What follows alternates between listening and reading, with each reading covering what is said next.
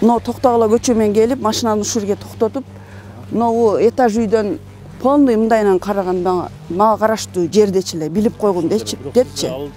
Мен күйөөм ишине вообще аралашкан эмесмин. Кайсынча жери бар, до сих пор билбейм. Ошол жерде председатель болуп жүрүп, 16-жылы бул жолдошума кол салуулар болгон. Жанында ушу Иса бала жолдун ар жак бетине өтүп, сарайга барып, жылкы көрөм дегенби ушу барып келгенчекти күйөөмө бычак сайылып калган да. Бирок атамдын алган жаракаттары ошо апам атап кеткендей 30-га жакын бычак сайылган, башына, колдоруна теленген, буттары, иштери. Вы же говорили, что здесь люди продают. Брат, меня не надо снимать. Почему? Вы же говорили здесь, за что меня люди... вы же не будете отвечать, правильно? За что?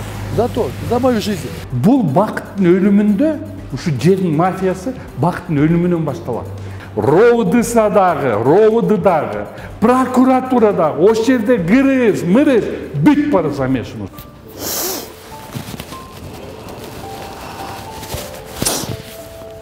Кандай күндү көрүп атканымды билбейм. Жолдошум келгенде ушу жерге келип, мен да ушу жерге келип, айтчы элем жерге арка кылам. Шыдыр кызыр коом, шыдыр кызыр деп мечит курам, бабан атам, чоң атам атына мечит кылам, садик кылам, спорт сарай кылам деп бүт тилеги жакшы эле. Өзү өлбөсө ушулардын иштин баарын өзү жасайт эле.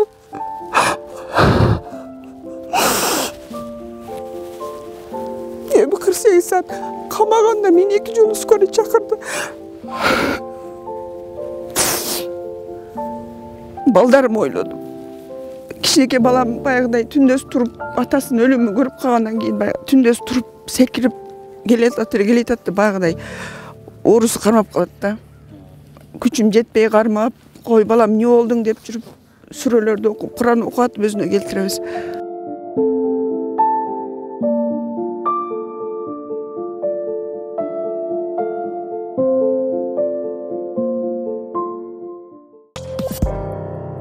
Биздин редакцияга Айгүл Мойдонова кайрылып, анын маркум күйөөсүнө таанып болгон Сокулук районунун Вайын Антоновка айылындагы бир канча гектар жерлери талашка түшкөнүн билдирди. 2016-жылы, 15-жылы Шыдыр кызыр коомун түзүп, Шыдыр кызыр коомун түзүп председатель болуп шайланган.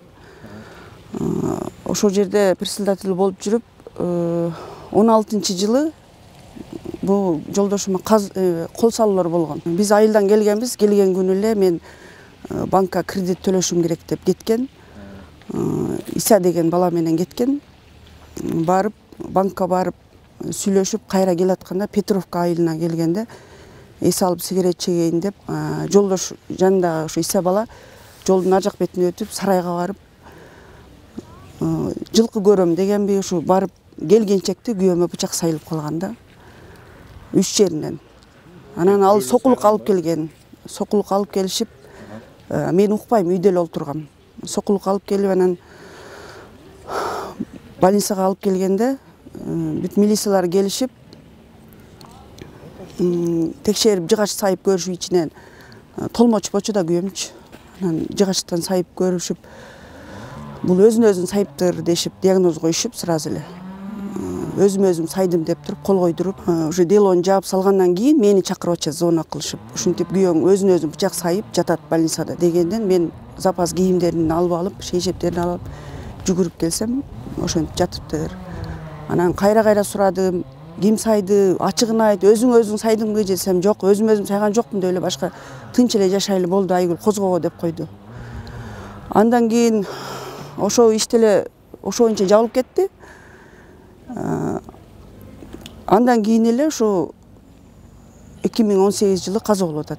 Каза болгонго чейин офиси бар эле, Улук деген бала экөөнү өлтүрүп аткан бала экөө дос болуп эле, эч кандай бир экөө бири-бирине душмандык деле кылбай эле жакшынакай эле болуп жүргөн. Бириси ака десе, бириси ине деп жүрүшкөн. Ошол маалдарда балам мектепте окучу эле, кичинекей балам, чоң балам. Ошо 7-5-те окуса керек. Ошо офисине келсе, ошол жерде да спортсмен балдар келип, баламы коркутушкан экен. Сен Бабанов Бакыттын баласысыңбы депчи. Анан бул магазинге кирмиш болуп качып кеткен экен. урдап кетишке аз калган да. Ошондой жагдайлар болуп жүрдү. Андан кийин деле кандай эмелер болуп жүрдү. Кийин ошо 2018-жылы бычак сайылып каза болду. Ошо офисте болгондо өз иш жериндечи. Ошо Чогуш деген Улук деген бала өкө бири-бирине бычак сайды деп ошол Сокулук рейбиси бүтүм чыгарып бири-бирин өлтүргөн деген менен иш жабылып кеткен экен да. Чын эле ошол мүмкүн беле сиздин оюңузча? Мен Шыдыр Кызыр ком эмесин жолдошум каза болгондон кийин Сокулук робудусуна канча жолу бардым. Барып канча жолу айтып, эмнеге күйөөм мынтип өлүп калат, текшергиле, кантип эле өлүп калсын, экөө бири-бирин саят эле деп канча жолу айттым, анан болбой эле мынакей токтом деп токтом колума берди. Ушу келдим.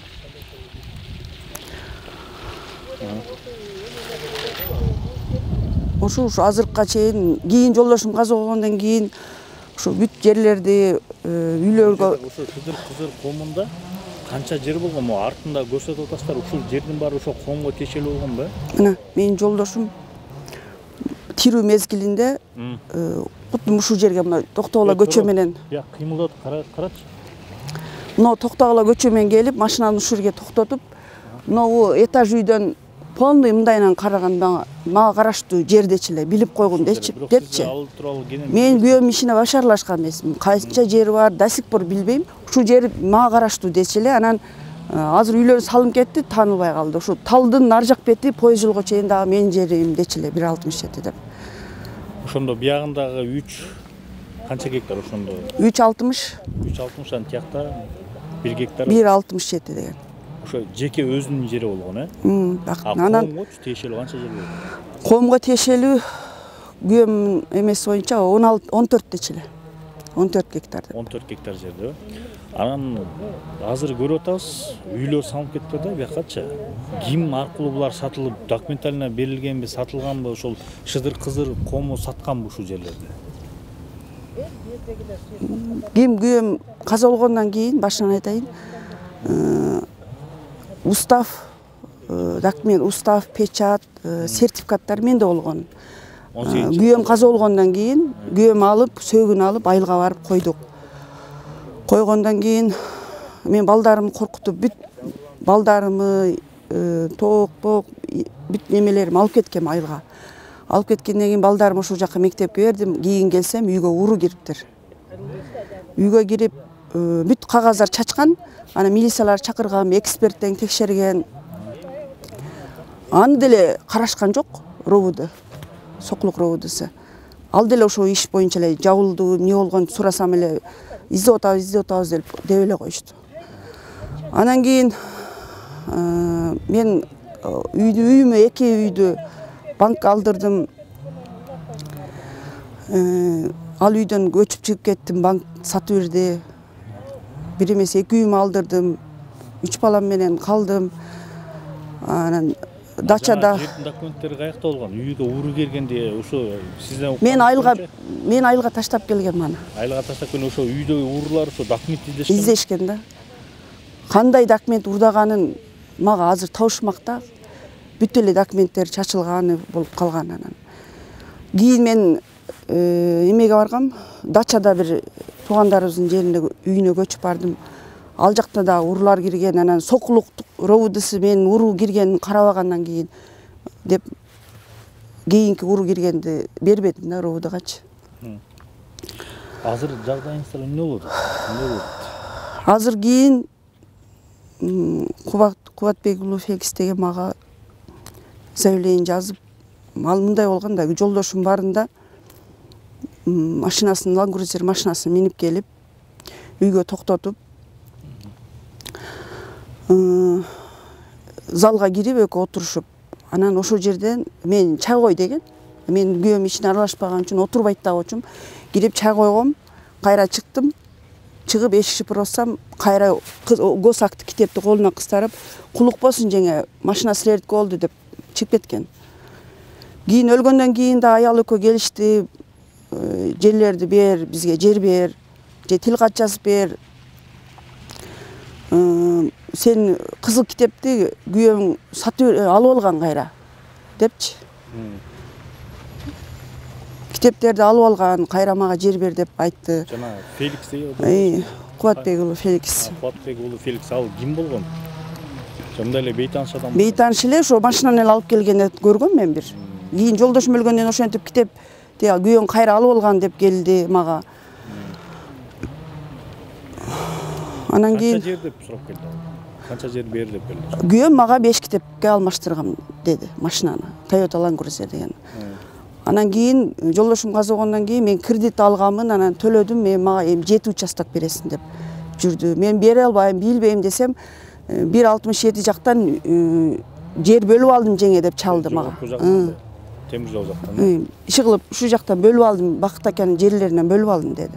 Бөлүп алса жакшы болуптур деп, мен деле түшүнүм жок да жер боюнча деп жүргөмүн.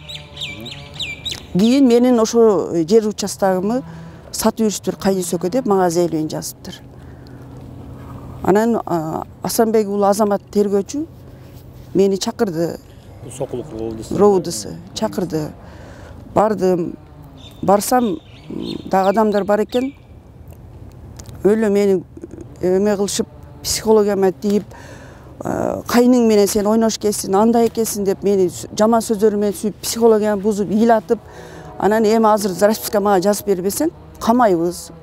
3 балаңды ойлогун. Анан кийин баргандан кийин башың мыкчы отуруп каласың деп ар кандай сөздөрдү айтып, өзүлөрүнүн оозу менен биз айткан сөз жазасың деп ошол жерде ыйлап атып, мени расписка жазып берген.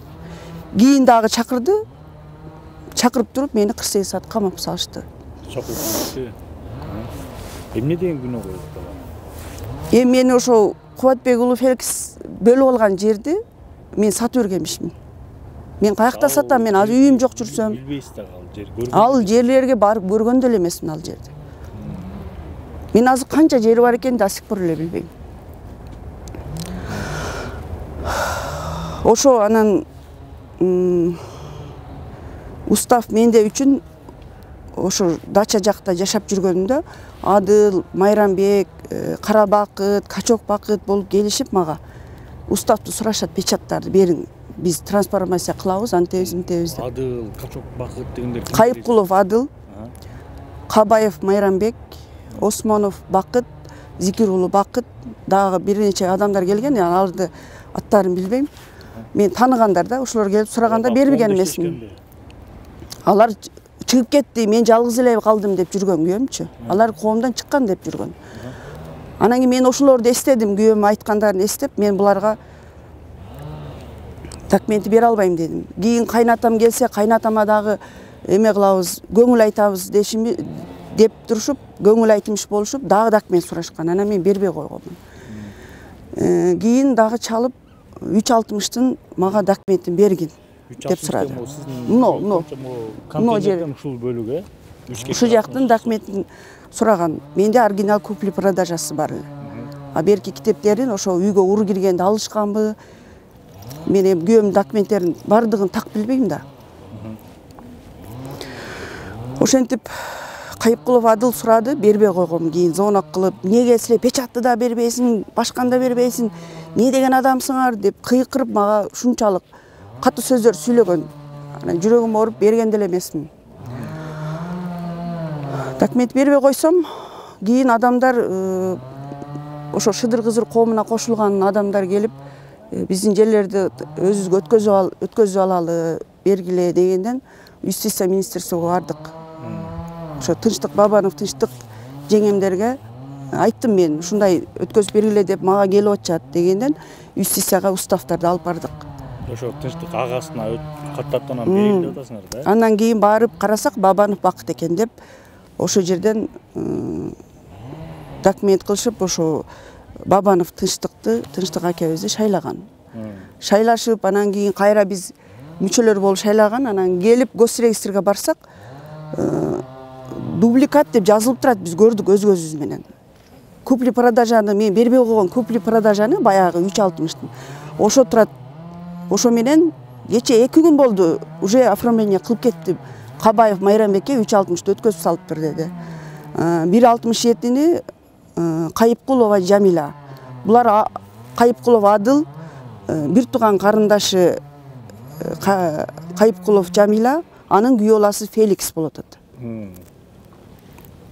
ошолор өткөзүп алыштыр. Анан биз госрегистрге барып ошону көргөндөн кийин начальнине чейин кирип айттык. Эмнеге дубликат го булар? Бизге оригиналына колубузда турат деп. Алла нотариус айткан көп нерсеге стресстен болгон үчүн көп нерсе эсинен чыгып атат. Ошо нотариустар кылган үчүн булдуруп да биз деп эле коюшкан. Башка сөздөр айткан эмес. Кийин Адыл камалып кеткенден кийин ошо Феликс Улуу Кубатбек уулу Феликске өткөзүп берген. Ошо дубликат чыгарып жасалган. Эми мен азыркы күндө ошо үй камагындамын дагы жөн эле мени сатып жүрдү, анан кайнысөкө сатып жүрдү деп мен бир участок сатып жердин жылсына түшүнбөйм. Азыркы күндө зоттон окутулуп операция кылышым керек. Ага деле акча таппай жүрөм азыркы күндө. Күнү уйку жок. Качан мени дагы күйөөм үйтүп кетет. Күйөөм деген өлчүп кетпесе экен деп. Кандай стрессте жүрдүм менчи. Азыркыга деле ушундай жүрөм. Азыр келгенсиң мен көргөчү Асанбек уулу Азамат менен биргеликте сүйлөшүп саясат кыматын анан мага показания берет да адамдар чакырган адамдарга өтө колдоо 3-4 жыл оңдоп бүт эле баарын деле мойдун айдын ал айткан адамдарды күбө катары чакырылган адамдарга мен мойдун айдын жок деп жаздым. Мен айтып эмесмин дейт, анан эчтик келип кайра протоколду алып башынан мен качан айттым деп оңдоп атат. Ошо рогду дагы ашаламандык да. Мен азыр бул күндө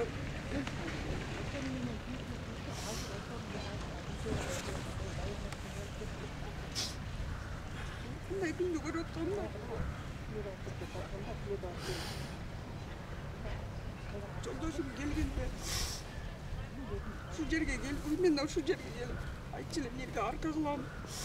Шыдыр кызыр коом, шыдыр кызыр деп мечит курам, бабан атам, чоң атам атынан мечит кылам. Садик кылам, спорт сарай кылам деп тилеги жакшы эле. Өзү өлбөсө ушулар иштин баарын өзү жасайт эле.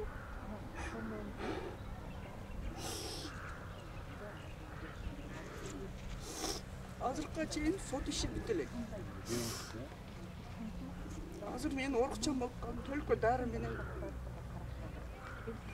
уктайм. Кичинекей балам дагы ошо атасынын кыз болгонун көрүп калган да. Бычак сайылып 32 жерден сайылган. Улукман дегенге 17 жер. 17ден деле көп болсо керек точносын билбейм, мен 32 жерден сайылган. Азыркыга чейин ушу дургу бийли деп туруп мага токтом карматпай койгон.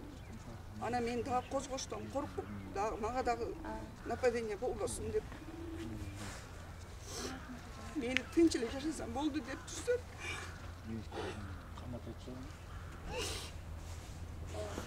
48 saat камаганда мен 2 жолу скорый чакырды.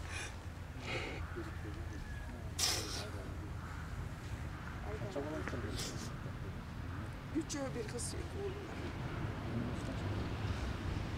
Мен ушул 22 жашта турмушка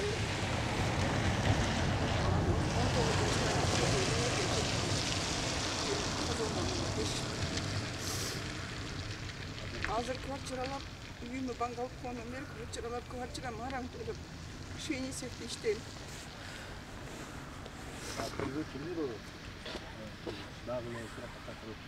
Дагы деле ар кимди жазып атат, анан мектеп деле чакырып атат. Мен күйөөмдүн иштерине башы аралашкан эмесмин.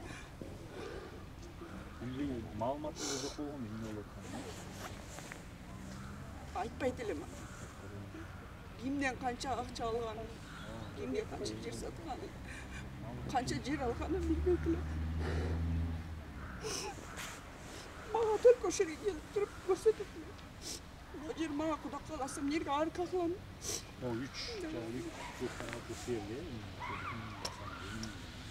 Ошо жерде ушу этаж домдо турат да.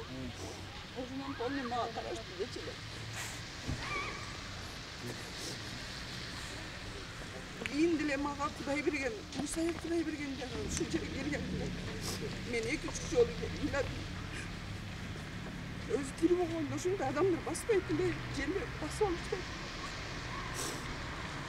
Keyin şu Musa'ya Kuday bergenden keyin sen yolmanla karıştır. Diyorum menen karıştır. Alda kayıttı. Budum şu yere gelgen. İle otursa yerge. Gelip başlamıştı. Yerge daha kontrol olup gerekli satlaşa öldür, devresendir. Yine daha kaç yer verimdir kısacak.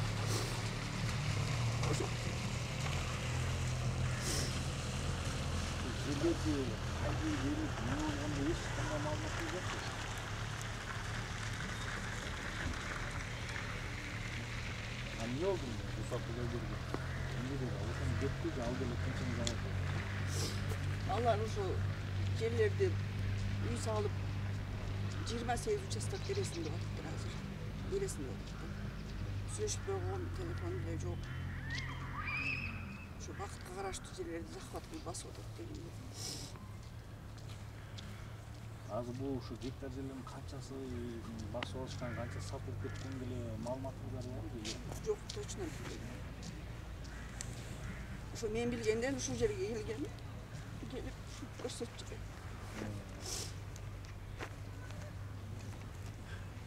Пландары жакшы эле. Эч кимди алдап эле бирөөнүн акысын жеп, бирөөгө жамандык кылган адам эмес.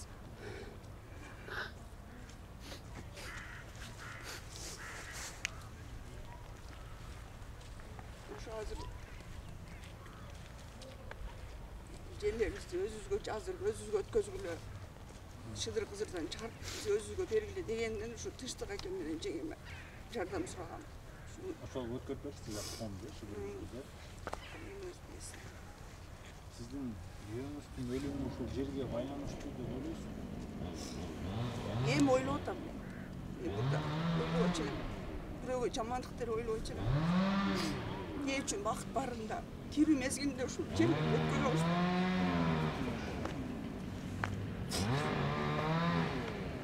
Эми өлгөндөн кийин ушул ишти дубликат жасашып, жаман ой үчүн ушундай иштерди кылып атат. Жетимдердин акысын эсип жарбайт.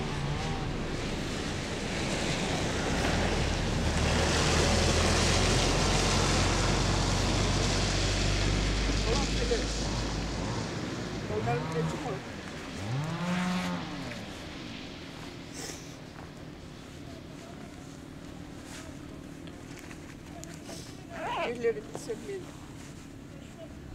Davulları üylü çok karşılar.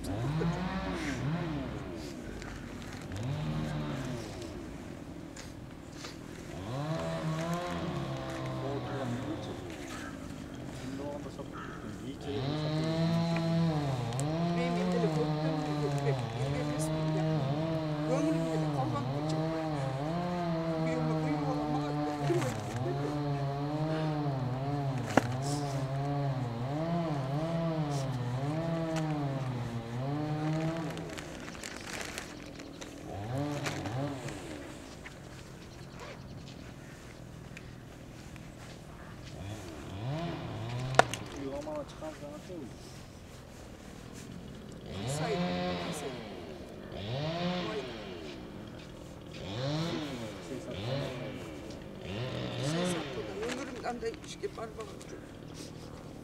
48 saat içinde beni gidiyoruz koşacak. Ya benim götürülüp Caman sezim. Baldar bu. Kişiye balamın bayağıday tündöz turup atasının ölümünü görüp kalanın gibi tündöz turup sekirip gelip atı bayağıday. Oruz kırıp orada. Çünkü jetbey karmak koy balam ne oldum dedi. Sürelerde okup Kur'an okuat özüme getiririz. Oşurlarda oylap, karım kapak oylap. Üç balam ben kamakmasın, kanday günü görüp.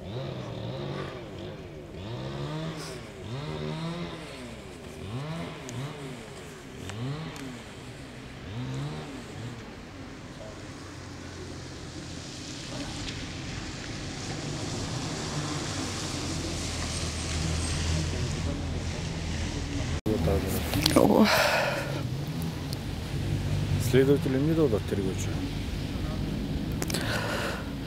Тергөөчү ошо эмелерди документ кимде эле деп ошолорду сурап атат азыркы күндө.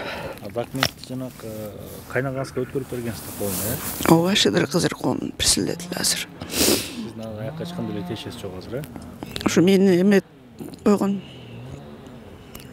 Тынчтык акебиз председатель болду, мени зам кылып коюшкан. Бирок мен түшүрүгүм жок. Маркум Бакыт Бабановдун уулу атасынын өлүмү тууралуу айтып берди. Мурун ушул аты аталган адамдар менен атам чогуу иштешип эме болуп жүргөн. 2015 жылы атам коом түзөт, Шыдыр Кызыр деген.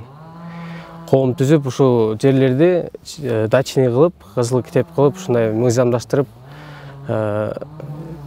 мыйзамдаштырам деп жүргөн да, ошонун аракетин көргөн. Ошол болгондон кийин Иса аттуу бала менен чогуу көп жүрчү. Мен машинасына отуруп, чогуу тренировкада кылышып, жакшы мамиледе болчу. Андан кийин 2016 жылы коом түзүлгөндөн кийин 2016 жай мезгилдеринде атама биринчи кол салуу болот.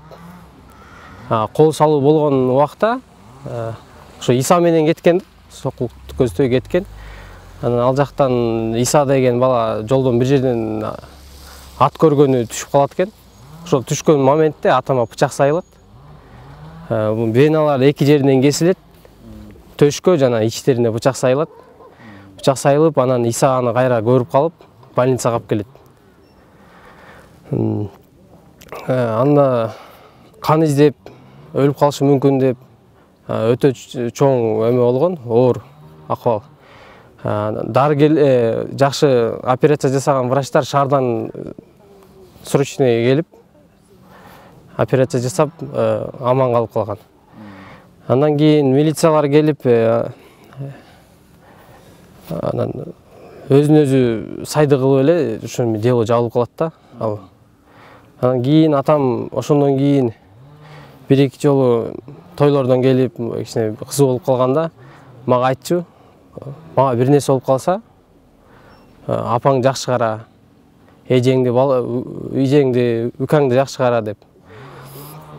Эмнеге мынтип айтып атасыз десем, мен өзүм бычак сайбаймын, өзүм өлтүрбөймүн, кол салбаймын. Мага бир нерсе болуп калса, жакшы кара деп эле ошентип айтып берген да. Анан өзүнө келгенден кийин эртеси мас болбой калганда сурасам, унчукпай койгон. Ошондон кийин Иса деген аттуу бала менен сүйлөшпөй калат атам. Жана аты аталган Кайыпкулов Адыл менен сүйлөшпөй калат. Жер менен иштегенден алыстап кетет. Ошондон кийин ошо 2017 жылы январь айларында Кайыпкулов Адылды, Кабаев Майрамбекти ошоларды коомдон атам чыгарат. Коомдон чыгышат алар. Ал протокол бар бизде, полный ушундай чыгат. Ал чыккандан кийин Кайыпкулов Адыл менен жолукту деген миш чыгат, атам кетет да үйдөн. Анан кечинде уже үйгө келет. Келгенде өзүм билбей нападение болуптур тоже атама. Мондай жырылган, баштары жыртылган мындай. Бирөө машина салып кетип, чогуу Адыл менен отургам дейт, өзүнүн айтышы боюнча. Ошондон кийин уже билбейт экен эмне болгонучу. Анан келет. Ошентип, ошондон кийин вообще Адыл деген сөздү укпай калгам, мен чогуу жүрөт дегендичи. Анан бир нече убакыт өтүп, анан жаңы офис алышат. Ошо офис Токтооланын башындагы Мариям деген магазин ичинде офис алышат арендага. Вайын Антоновка, Токтоола көчөсүнүн башында. Ал жакта алганда мен чогуу бар болчумун жанында, аренда калганда. Анан помещение бүт көрүп, эми анда 13 жашар бала болчумун. Терезелерин ачып, ойноп, эшиктерин ачып, кайсы жактан кандай чыкса болот, жөн ойноп жүргөм. Ошондо мен бир байкаган нерсем, бул офистин бир айнеги сыртынан жабылчу. Бүт өзүңөр билгендер үйлөрдүн айнектери ичинен жабылат да, коопсуздукка. Анын бир айнеги сыртынан жабылчу. Ошол, анан ошол жакта офисте снимать этип иштеп жүрүшөт. Анан мен окуума жакын болгон үчүн мен экинчи школада окугам.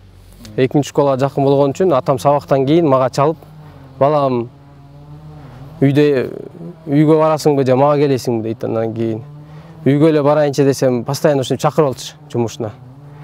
Кел, бул жакта жаныбызда кондитерский бар болчу да, токтолгон жанында. Пирожные тиги буларды алып берип, чогуу чай ичип отурчук офисте. Ошо постоянно келип эле жүрчүм. Анан ошо 2017-жылдардын аяктарында атам мени чакырбайт. Мен өзүм билип эле офиске барайын азыр. Атам офисте эле болсо керек деп, күндө эле офисте эле болот деп. Офисти көздөй келсем, офистин жана решеткадан киргенимде стол бар болчу. Столдо спортсмен балдар отуруптур, 4-5 бала. Мына плотный жана спортсмен балдар да. Анан келип эле мен офистин эшигин тартсам, сен каяка кимге деп калат. Анан айтам, мен Бабанов Бакыттын баласы болом десем, Бабанов Бакыттын баласы болосуңбу? Келчи деп колума мындай тартып мени. Карма отургузат, анан кийин атаңа чалчы, качан келет экен сурачы деп ушинтип эме кылат. Анан аз магазинге кирип чыгайын дейм дагы, мен магазинге кирип кетем. Магазинге кирип, сразу атама чалсам, атам тез кетип кал дейт ал жерден. Анан мен магазинден чыгып, эки жакты карасам, алар көрүнбөйт. Жолдун аркы бетине өтүп кетатканда мага бакырышат, "Эй, токто" деп. Анан эле машинаман аркаман куушат, мен жүгүргөн бойдон ошо баары билет, могу экинчи школа жакта бир болото бар. Болото жакка кирип, араңалардан кутулуп качып кетем, машина кире албаган жакта. Ошол окуялардан кийин эле бир нече убакыт өткөндөн кийин атама кол салуу болуп, 23 январь 2018-жылы ошо жансыз денеси табылды. Улук Байбеков Улукман экөө эки адамдын убийствасы болуп атат да. Анан кийин өлгөндө да мен ичине кирип көргөм. Атам офистин кире беришинде жатат, тиги башка эле бөлмөдө жатат. Анан экөөнүн мен атам кандай жаракат алганын билбейм, бирок атамдын алган жаракаттары ошо апам атап кеткендей 30га жакын бычак сайылган, башына, колдоруна телинген, буттары, ичтери. Кысасы айтканда тирүү кала турган шанс болгон эмес да. Анан буну кантип бири-бирин өлтүрдү деп жабып коюшат, мен ушуну түшүнбөйм. Мен өзүмдүн личный вариантым, ичинде адамдар күтүп турушкан, заранее сүйлөшүлүп, уже заказное убийство деп мен айта алам да. Анткени атам өлгөндөн кийин ушинтип бизге коркутуулар болуп, ушундай жерлерибизди, биздин жерлерибизди менчиктештирип, бирөөлөр мыйзамсыз жол менен тартып алып атат. Бунун баары жөндөн жөн эмес деп ойлойм мен. Мен атам менен Улукман байкени өлтүрүп, терезеден чыгып, кайра терезенин сыртынан жабып, офистин ичинен култап койгон. Ошондо бири-бирин өлтүрдү деп вывод чыгарып койгон. Бул жерде бир эле жер менен иштешкен адамдар эмес, бул жерде мен оюмча мыйзамдын өкүлдөрү да бар, тиешелүү. Мен ошо ойлойм, аралаш деп. Жөндөн жөн андай жабылып калышы мүмкүн эмес. Азыр бул кызыктай болуп, дубликат документтер жасалып кетип аткандан кийин, ошолордун колунан келип аткандан кийин бири-бирин өлтүрдү кылып, уликаларды тазалап коюш бул жөн эле келет деп ойлойм да колунанчы. Ушул нерсе колунан келип аткандан кийин улик эле кылмыш ишин жаап койду. Бири-бирин өлтүрдү деп токтомун берип койгон. Сен офиске киргенде атаң эшиктин алдында тиги экинчи адам өлүп турупсуң. Ал башка бөлмөдө ал. Бөлмөлөрдүн ортосуна пластиковый эме турчу, перегородка, мына эшик. Ошол бөлмөнүн ичинде турат. Анан атам мен бири-бирин логически ойлонгондо деле адам бири-бирине анчалык бычак сая албайт бири-биринечи. Бирок Улукман дегенге 20дай бычак сайылган. Атам болсо 30га жакын. Аны экөө бири-бирин сайып, эки жакка жатып калыш нереально го дейм. Кандай коркутуу үркүтүүлөр болду? Ошо атам өлгөндөн кийин апама бир нече жолу Мусаев Кудайберген деген кан төгүү болот деп айтат. Ошол анан кийин мага дагы азыр сот иштери болуп атканда Кубатбек уулу Феликс деген жана анын аялы коридордо мага бакырышып, апаңды эме кылып кал, токтотуп кал, сен жашсың, сен өсө турган баласың. Мынтип эме кыла берсеңер узакка барбайсыңар деп мен ушундай коркутуулар болуп атат. Жерден баштап койду ошондо. Алар психологический атака кылып, анан ошентип жерлерди бизге бербесиңер деп өзүлөрү мыйзамдуу мыйзамсыз кылып алынган жерлерде дагы анын үстүнө двойной пайда көрүш үчүн бизден дагы сурап атат. Андан тышкарычы. Кандай сурап атат? Мисалы азыр аталган 360 жерде өткөзүп алышат өзүнө булар. Азыр дубликат кылып жасалма документ менен. Жана бул жакта мен бир талды көрсөтүп жатам постоянно. Ошол жакка барып, даже атам менен чогуу барчым. Азыр эми үйлө түшүп кеткен үчүн азыр көрсөтүп бере албайм. Ошол жерде дагы өзүнүн аялын өткөзүп коюп атат бул Кубатбек уулу Феликс деген. Анан апама телефон чалган. Телефон чалып, Айгүл жеңе, мен 1.67 жерин бөлүп алдым деп чалып айткан ал. Ана хорошо деп жүргөнбүз. Анан 1.67 өткөзүп алгандан кийин, буну өткөзүп алгандан кийин, андан тышкары дагы мага 5 участок китеп өз үйдөн негизи алып чыгып кеткен. Анда мен кичинекей болчумун. Көчөдөн ойноп келсем, үйдөн чыгып кетип атыптыр. Үйдөн машина турат. Ал 5 китеп, госак китеп, мындай чоң китеп колтуна кыстар болуп чыгып кетип аткан экен. Ошол. Ал китепти алгандан тышкары бул жерди өзүнө өткөзүп алып атат мыйзамсыз. Плюс андан тышкары апама заявление жазып, бул мыйзамсыз иштер боюнча кармап кыйнайын деп, мыйзамсыз иштерди эме козгобосун деп, плюс уголовный иш козгоп, апамды мыйзамсыз кылып камашып, расписка жаздыртып, коркутуп. Ушундай болуп атат да. Азыр кандай жылыштар бар? Азыр эмне болуп атат? Эми азыр тийиштүү жактарга заявление жаздык. Азыр буйрукса эми баары Кудайдан.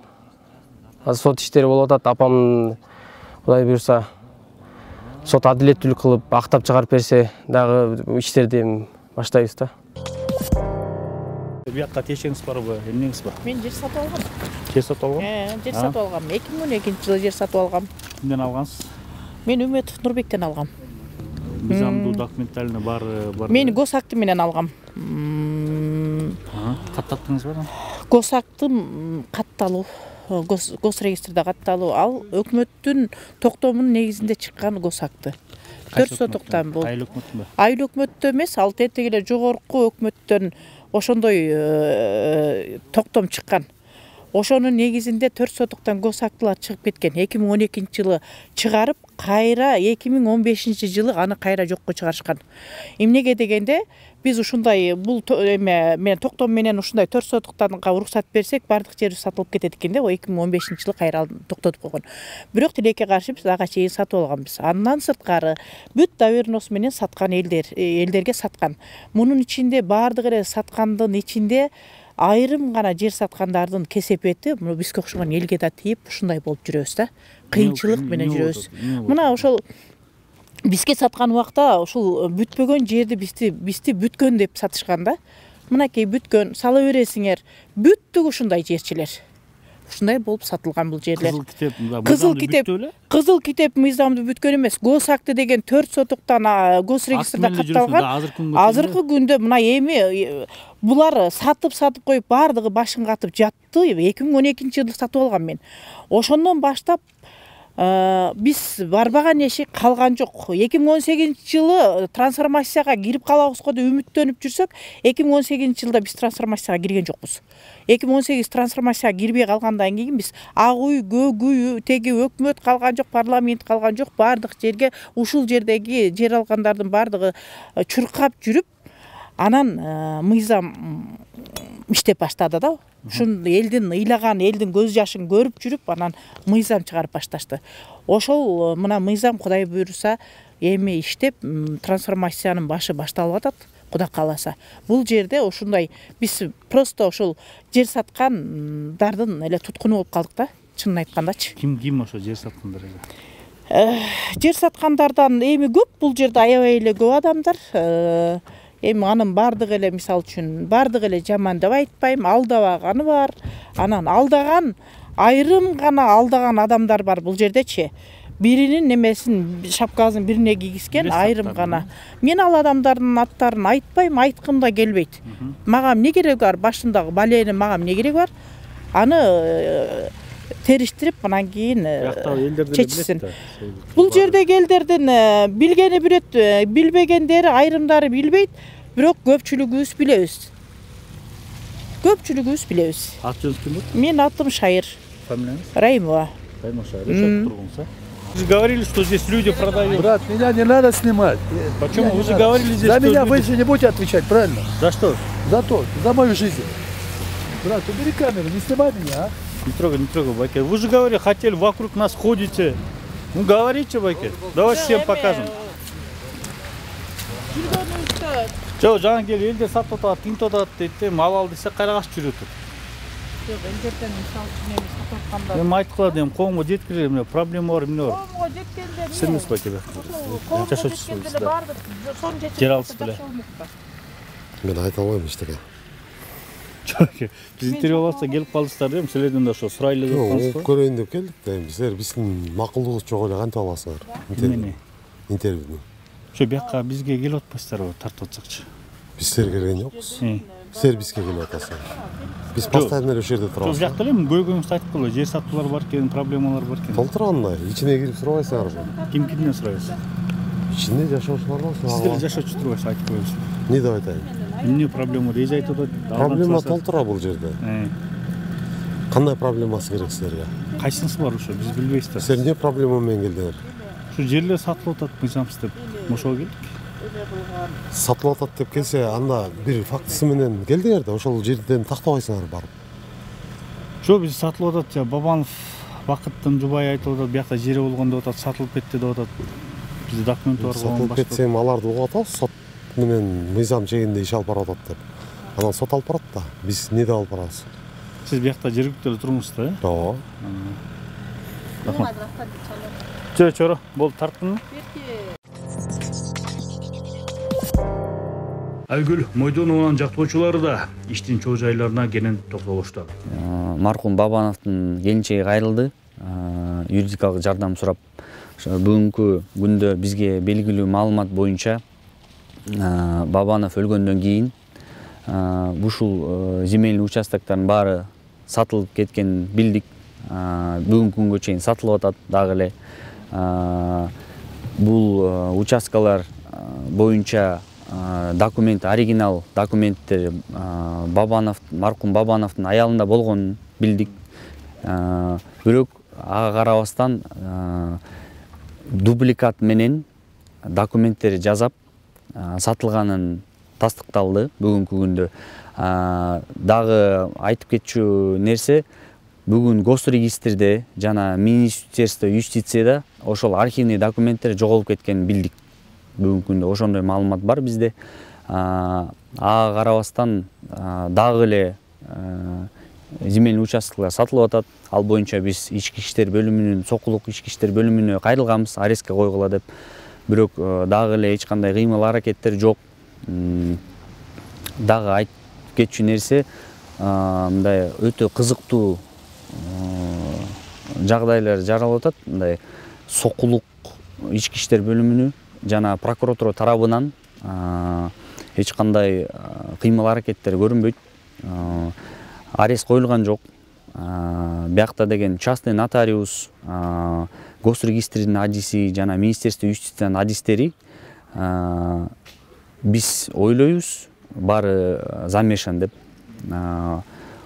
Бирок дагы эле эч кимди бул иш боюнча суракка алынган жок. Эч ким дагы эле эркинде жүрөт. Күнөөлүү кишилер жоопко тартыла элек. Бир тараптуу болуп атат да.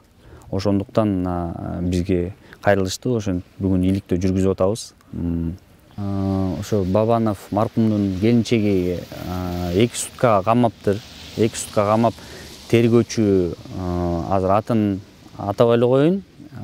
Тергөөчү камап 2 суткага расписка жаздырып алган.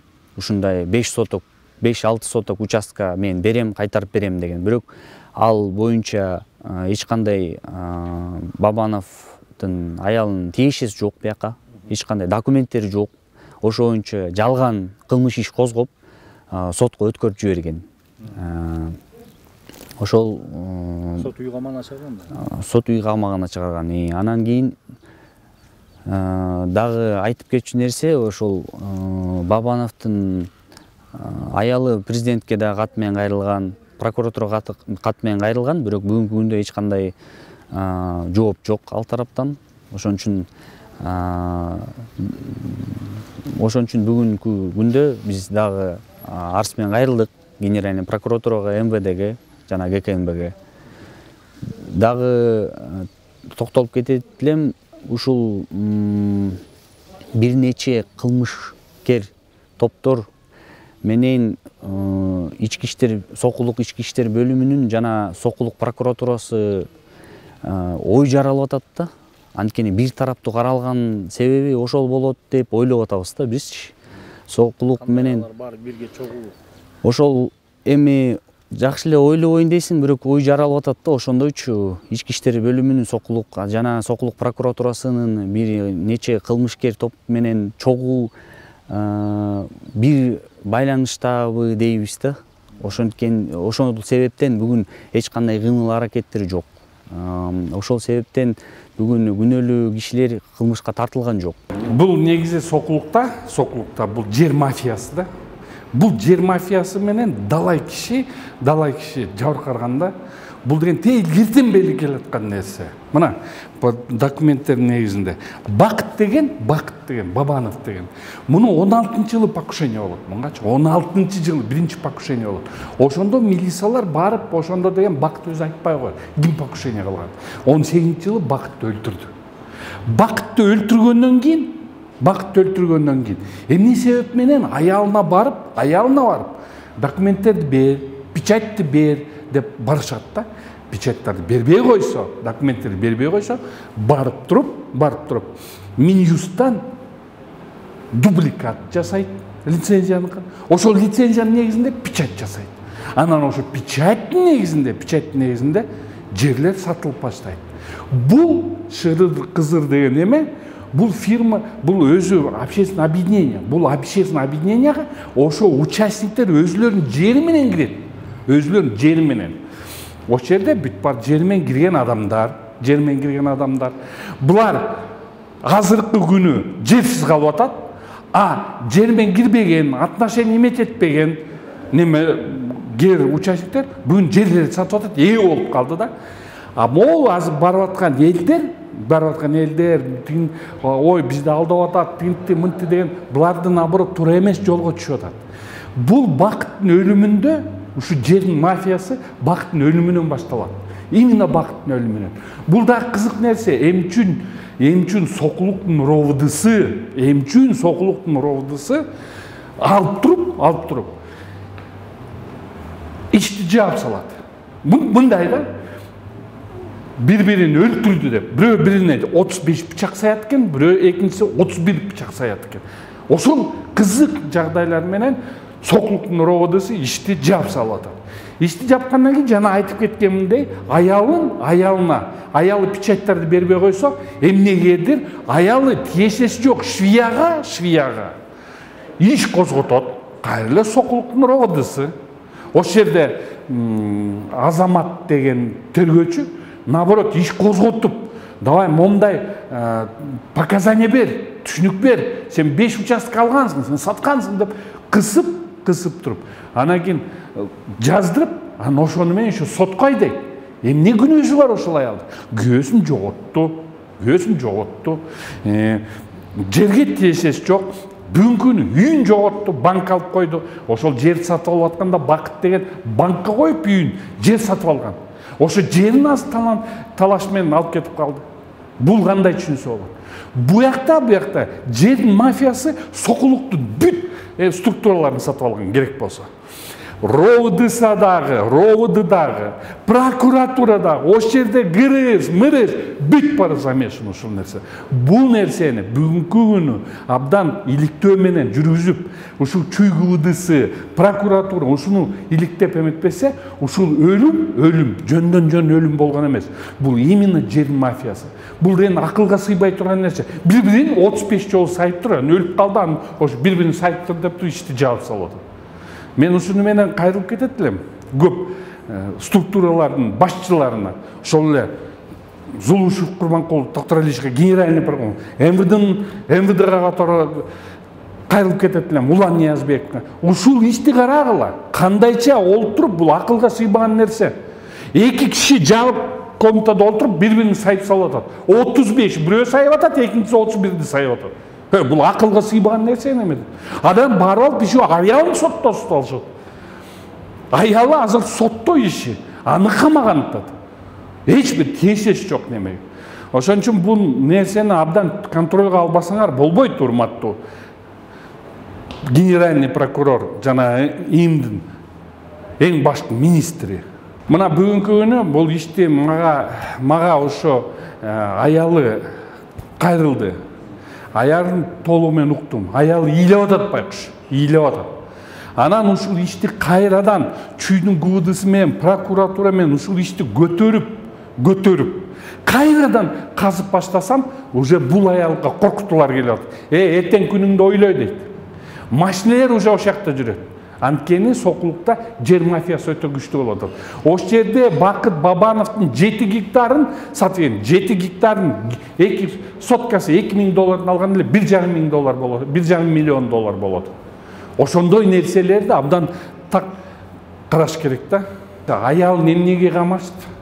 Аялы деген ошо камалгандан кийин Азамат деген төргөчү жаздырып алгандан кийин Садыр Нуркожоевич Жапаровго кайрылган аял.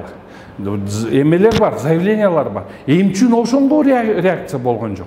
Эмчүн тиякта чоңдор реакция берген жок. Ошону менен калды. А байкуш аял күйөөсүн жоготту, үйүнөн ажырады. 4 бала менен көчөдө калды. Ошол аялды ушу камайбыз деп атат Сокулуктун соту. Бул кандай түшүнсө болот? Негизи бизде Кыргызстанда мыйзам барбы деген суроо жаралат да. Мына ушундай эле жер мафияларына, ГРС начальниктерине ошолорго жем эле болуп жүрө береби элдин баары. Биз экинчи тараптын да ой пикирин уктук. Мен Эргешов Нурмухаммад Эгембердиевич. Биз убагында 2014-2015 жылдары Баманов Бакыт деген жигиттен 5 жер алганбыз. Ал убакта мындай гос акт менен жер бергенде кийин ал ишке ашпай калып, анан бир шыдыр-кыдыр китеп менен дачный кылып чыгарып беребиз деп атты. Ошонтип анан бизди ал 5 жер алдык. Андан кийин кандай бир себептер менен 1-2 жылдан кийин Бабанов Бакыт каза болуп калды. Каза болуп калгандан кийин Мойдунова Айгүл ушу бизге тиешелүү жерлерди бербей алдап келе жатат. Буга тиешелүү Бабан Тыштык, Бабан Руслан, Кыял деген абсыны бар.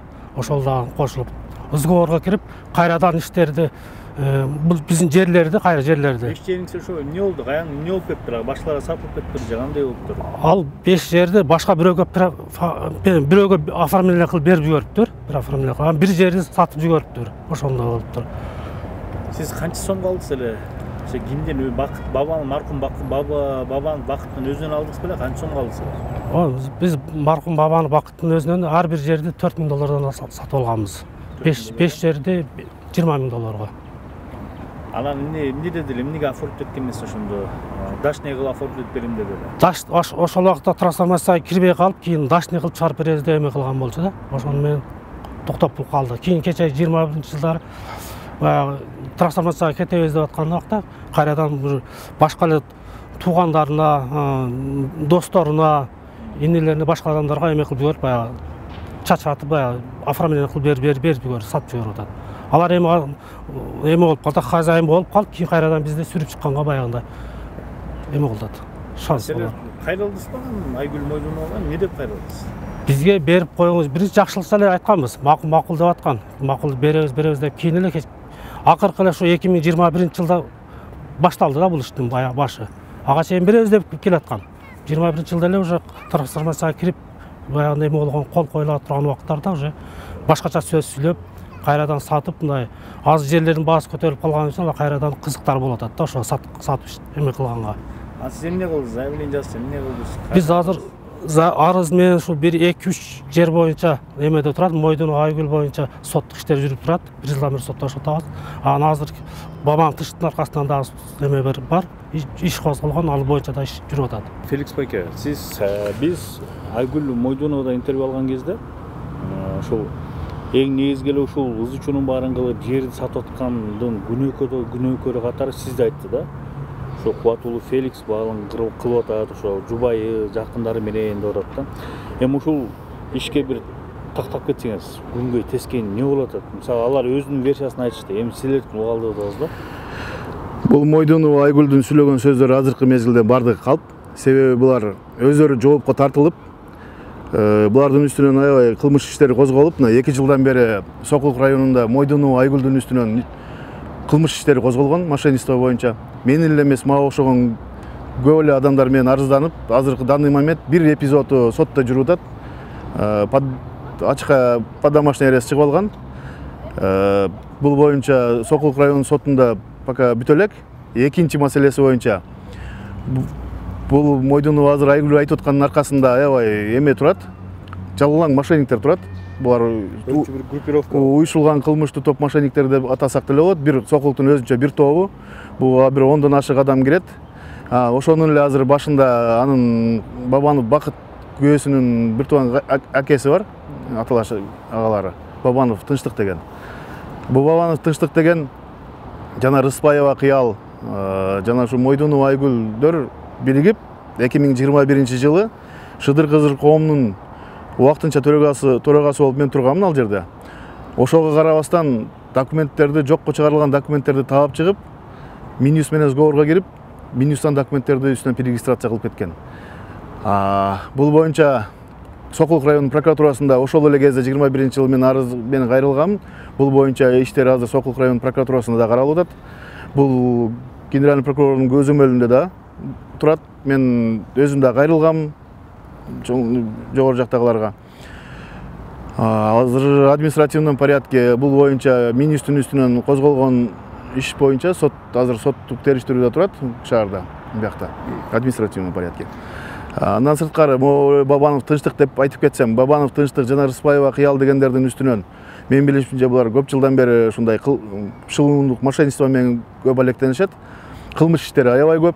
Бир эле далилин азыр айтып кетсем, мына Сокулук районуна эле барып текшерип сурап көрсөңүздөр, бир интервью алып даже служебный расследование жүргүзүп көрсөңөр, Бабанов Тынчтыктын үстүнөн мына азыркы моментте 1 2 3-4 кылмыш иш, мен билгенче, мен мурдакы иш боюнча Сокулук районунда эле 3-4 кылмыш иши бар болчу.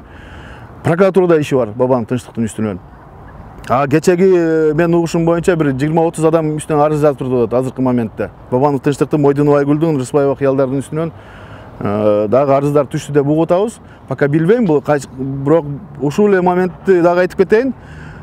Бул козголгон иштер бир дагы Бабановдордун аркасынан иш жазылып, арыз түшкөнү менен иш каралбайт. Жылдап 2 жыл, мына мен өзүм 20 жылдан бери уже жүрөм ошол жерде. Мына уже 23 кетип атат. 2 жыл аралыгында ошолордун үстүнөн иш козголгон жок. Bunun bardığın kırşavat etip, Sokuluktun tergөө başçıları, tergөөчүлөрү өздөрү сговорго кирип ошолор менен иш алып барып атышат. Аз келгенсип башка жактан областтан дагы прокуратуранын балдарын айтып атышат. Бизди ушулар карайт, бизди мынтып, биз мага акча берип атабыз деп өздөрү мактанып чыгышат. Сотко мынча акча берип койдук деп өздөрү чыгып мактанышат.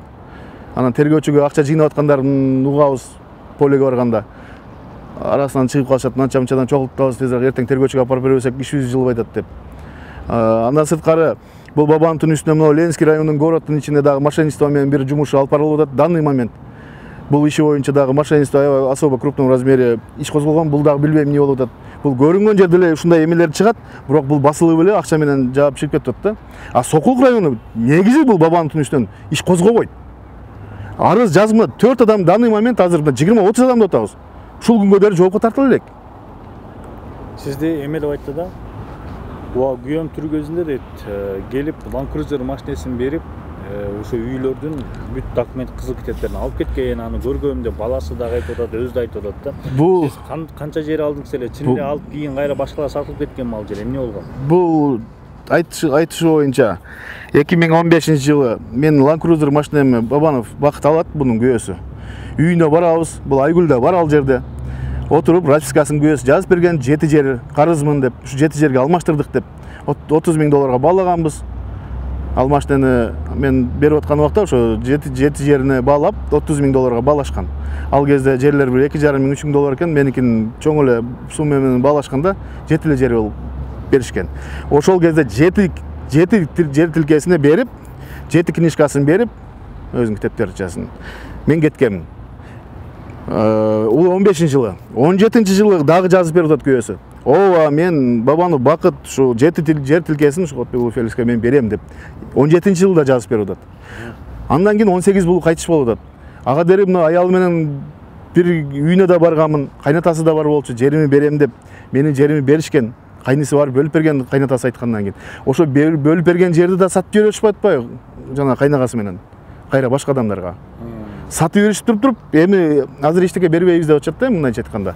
Колуңан келгенин кыл деп, ушул убакытка келдик, азыр сот ошонун негизинде сот болуп атат. Бул боюнча Сокулук район сотунда мына 20-жылы 2 февралдан бери арыз жазып, ошол менен азыр сот иштери жүрүп атат. Кандай тыянак чыгат пока билбейбиз. Булар азыр менин үстүмө жалган жала жаап, ардеке кылып атат. Мына Мойдунов Айгүл кылмышка шектелип кармалып, Сокулук район РОВДсына. Мошенничество менен 48 саатка тергөө убактары жүрүп аткан убакта ошакта дагы жазып берген мага. Тергөөдө эмес, негизи жазып берген. Мойдунов Айгүлдүн өзүнүн тил каты бар. Кааласаңыз азыр да көрсөтүп берем аны. Өзү жазып, ооба жет тилкесин кайным экөөбүз тактап бөлүп беребиз деп. Бул боюнча дагы тил каты бар. Азыркы ушул кезде бул эми барып алып, мени коркутуп жаздырган тигиндей мындай деп. Ал жерде башка күбөлөр да бар. 4-5 адам көрүп турган. Эч кандай андай болгон эмес. Тергөөчү менен мен биригип ал жерде бирөөнү коркутуп жаздырганга мен акым да жок. Тергөөчү дагыга мен ойлойм башы болсо барбайт болуш керек. Ошо андан сырткары коом деп айтып калдыңыз. Коом боюнча бул коомду Бабанов Тынчтык жана ошо жакындап өзүнүн тобу менен өзүнө ыйгаргандан кийин коомдун ичинде турган жерлердин бардыгын мыйзамсыз чыгарып кетишкен. Госрегистр менен сүйлөшүп, Минюс менен сүйлөшүп, токтом чыгарып. Бул боюнча факттар бар. Прокуратура иш козгогон. Азыркы моментте Минюстун да жооптор келип атат. Мурда жок деп эле даже архивный материалдарды жок кылып беришкен. До того кат иштешкен да, акча беришип. Азыркы мезгилде Минюстун да каттары келип атат. Ооба, биздин бир сотруднигибиз ушундай кылып шалакылык менен ушундай кылган экен. Биз аны иштен айдап бердик депчи. Азыркы мезгилде ушундай Минюстун да жооптор бар. Буну Сокулук районунда жетекчилер, көп эле жетекчилер билет. Булар кандай кылмыштарга барып атканын. Но ошого карабастан мен МВДнын чоң жетекчилерине да кайрылганмын бул боюнча. Ушундай рейдерский захват болуп, Кыргызстанда беспредел болуп, особенно Сокулук районунда кээ бир сотрудниктер менен, милициялар менен булар өтө табакташ болуп кетип, жазган арыздарыбыз каралбай, элдин укугун тебелеп салышты да бир жолу эле. Именно мошенниктер тарапка өтүп, мына акыркы мезгилде мен Генеральный прокуратурага кирип чыгып, ушул боюнча фактылар боюнча айтканмын. Айткандан кийин 2 кишисин жоопко тартып берген Генеральный прокуратуранын балдары. Андан кийин кайра менин үстүмөн каттуу текшерүүлөр жүрүп, куугундук алынып, мени байма-бай суракка чакырышып, суббота-воскресенье карабай полеге келип алып иштешип, мени жер саттың деп издеп, бирок андан тыянак чыккан жок. Мен жер саткан эмесмин. Себеби областан группа тергөөчүлөр чыгыптыр именно ушул иш боюнча. Мен наоборот арызым менен кайрылып Генеральный прокуратурага барып, ушул канча жылдан бери каралбай турган иштерди алдыга жылдырайын деп суранып барсам, кайра менин үстүмөн куугундук алып, менин үстүмөн жалган жалоо менен иштери аябай тез ыкчам түрүндө ыкчам тергөөлөр жүрүп баштады да. Аны ошону мына кече Мойдунов Айгүл өздөрү азыр билет.